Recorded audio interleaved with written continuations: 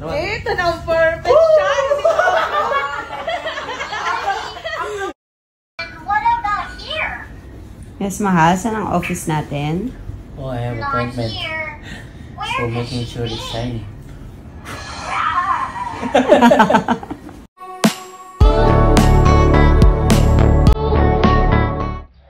Andy Eigenman kinilig sa isinuot ni Filmar Alipayo.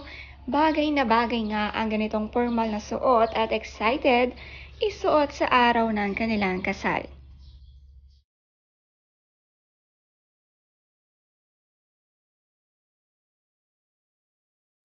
What about here?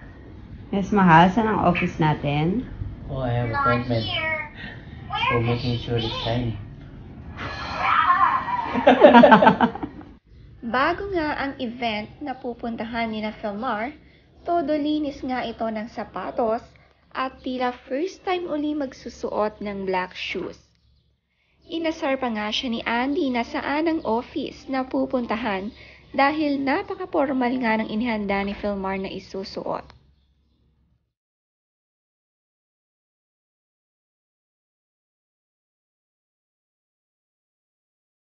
Kasi mga passport natin is mga... Mas perfect imo kuan tay muskitero. Pero ha maka-perfect na ako te.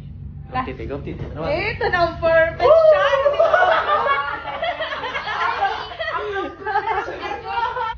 Kasama nga ni Filmar ang ilang co-surfers ngayon sa Manila at nagpakitang gilas sa pagsasayaw, suot-suot ang polo shirt, long black pants at black shoes. Grabe nga ang saya ni Filmar na pagsuot ng ganito.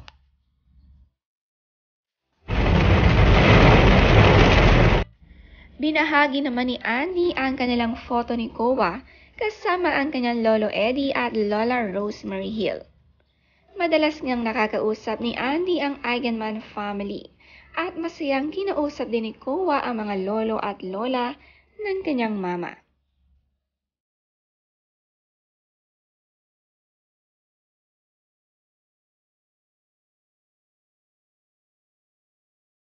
Anywhere on the future to access more direction.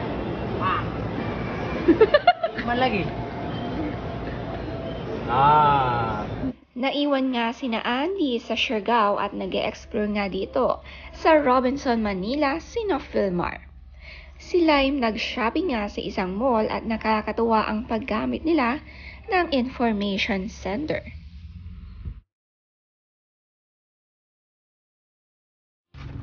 Pila ka rice? Ay! Hala, ang view. Nakawa! Ang ganda nga ng hotel na tinuluyan nila dito sa Manila. Sama-sama sa iisang hotel room, magkakasama ang mga boys at girls. Ganito magkaka-close ang island surfers ng Siargao.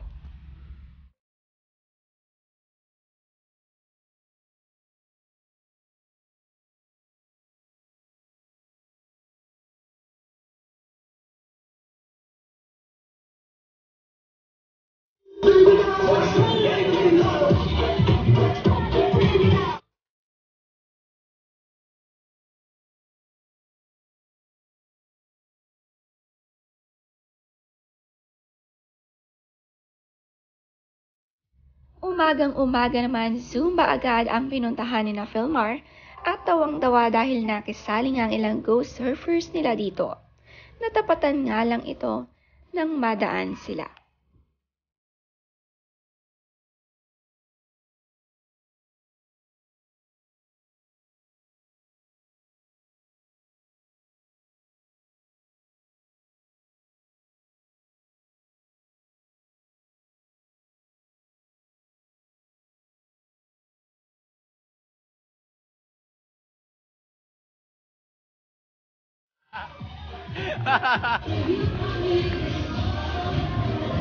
Kalisod.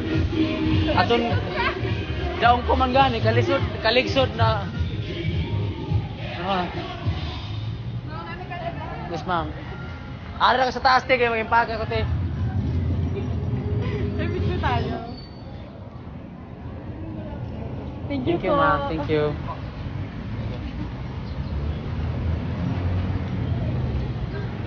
Thank you, thank you. Sa isla lang? Sa isla lang.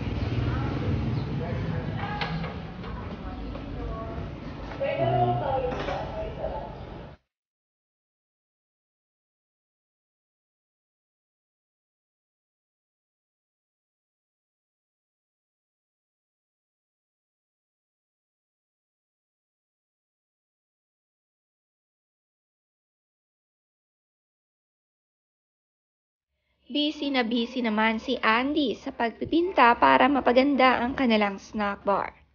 Sa halip na mag-print, gumawa siya ng art at siya mismo ang gumuhit nito.